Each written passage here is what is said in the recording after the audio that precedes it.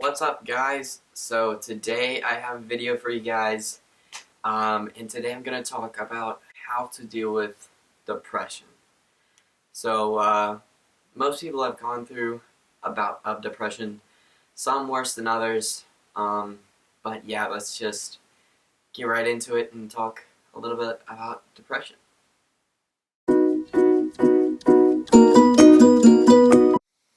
So you guys may be thinking, Will, have you ever been depressed?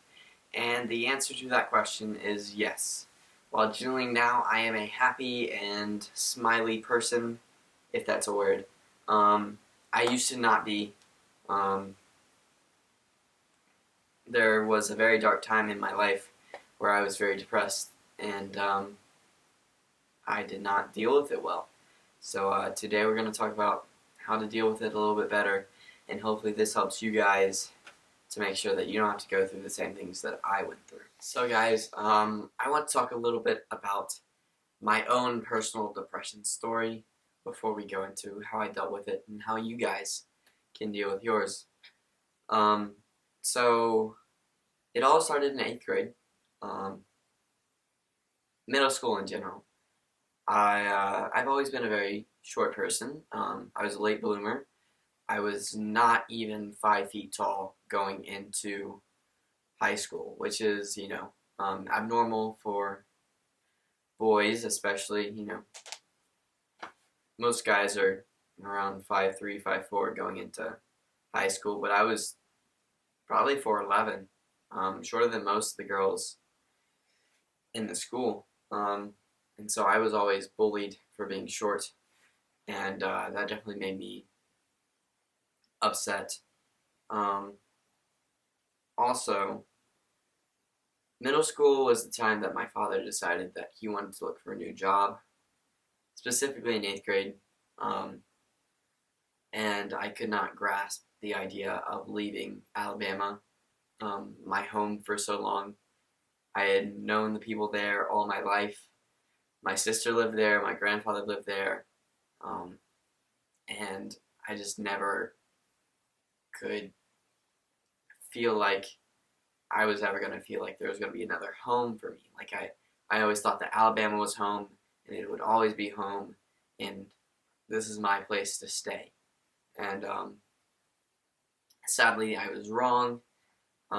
We moved to Tennessee, but the worst part of it is that we stayed in Alabama for so long because my grandfather lived there, and we wanted to make sure that my grandfather always did well and was taken care of.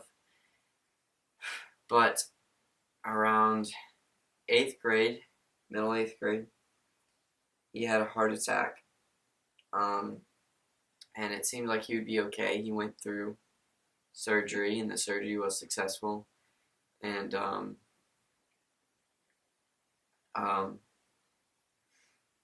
and then he went through rehab to make sure he did the proper exercises to make sure his heart was healthy, and it looked like he was going to be okay. And then all of a sudden, next thing I know is that they found some bleeding, and there was blood in his stool, and he was going back to the hospital instead of going home, and they're going to do another surgery, and he didn't make it this time.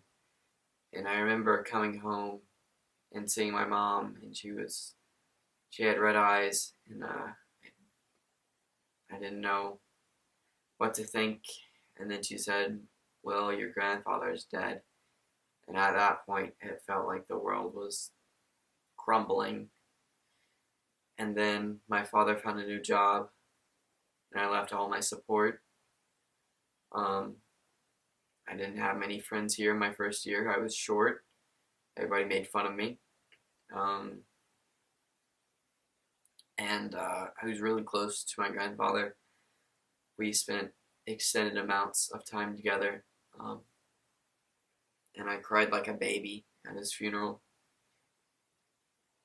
And just the loss of my grandfather, who I was very close to, the combination of bullying, losing all my friends in a move, and then not having any when I got here, caused me to be very depressed. And there were times where I just wanted to say, I'm done. I didn't want to go to school. I didn't want to talk to people. I just wanted to sit at home and do nothing.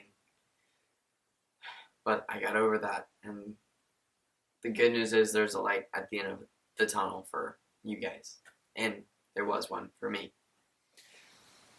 But the good news is that you can find friends. I left all my friends in Alabama, and then I moved to Tennessee. And first, I didn't have many friends at all. I had like 2 or 3 maybe. And the good news is that for every clique, there's people that will be your friends. At first, I was very, very nerdy. I liked to play Minecraft and watch stupid YouTube videos, and if that's you, great. There are people out there to play Xbox with you, or play Minecraft, or just relate to you. But I grew out of that. I became more of a sports person, more of soccer or cross-country player, or just generally not that specific area. And once I grew out of that, I made new friends.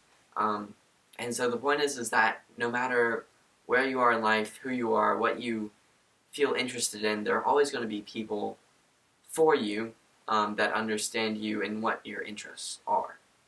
And to show my point, I now have 2 of the greatest best friends in the world, Jacob Smith and Brendan Butler, and they've been there for me, and I'd be there for them for anything. And, just be there for each other. And another big thing that helped me get through my phase was music. Music has helped me through a lot of things. It doesn't matter what genre you listen to, you can listen to literally anything. You can listen to classical, rap, you can listen to hip-hop, pop, western, country, anything. It really doesn't matter. Music is something that's always been there for me and will always be there for me. Because music isn't going to go away. It's always going to be a big part of our culture and what's popular, I guess. Searching for a word, I can't find it. But music will always be there for you guys, and so will different people that will want to be your friends. Now, I will say that I don't know what you're going through. It might be a move. It might be the fact that you just had a bad breakup. It might be the fact that you just lost a loved one. And I'm here to tell you that there are people that will understand you and your depression, and a lot of people go through it.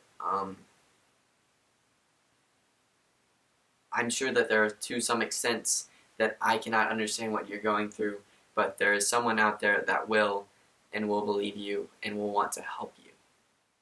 Now, we've gone through friends and music, but if your depression is crippling, if it's just really bad, you guys can always talk to your parents, talk to a doctor. They will understand, and they can help you more than you think they can. And as much as you may not want to go to a doctor or tell your parents, there are some times where you can't handle this on your own. Sometimes you need medication to help you feel better. Sometimes you need something else. There's only so many things you can do before you need to go for medical help. And mine was never that bad. I never had to go to get medical help, but there were days where I honestly didn't want to continue going on with normal life. But that's just where I was in life. Now I've gone through friends, gone through music, gone through seek help from other people outside of your friend group. And the last thing I would say is do anything that would get your mind off of what you're depressed about, whether that be a sport, whether that be driving around, whether that be joining a band, whether that be watching YouTube videos until your eyes can't blink. Do whatever's going to distract you from your problems, and it'll help you feel better. It'll help you get over it slowly. So yeah, you guys have now heard my story and how I was depressed, and I just kind of got through it watching YouTube videos, trying to make new friends, trying to find my clique, and listening to music, and that's how I got through it. I tried to distract myself until I was ready to accept what happened and move on, and I promise it gets better, guys. You may think at this point that it won't, but I promise it will. There's going to be somebody out there that will understand you and that will love you for you, and yeah, that's it. That's it for this video. I'm sure you guys can power through. I believe in you guys. If you ever need any help, you know, I have a small YouTube channel, just type a comment. But if you enjoyed this video, then leave a like, subscribe, do all that jazz, and I'll see you guys next video. Peace out.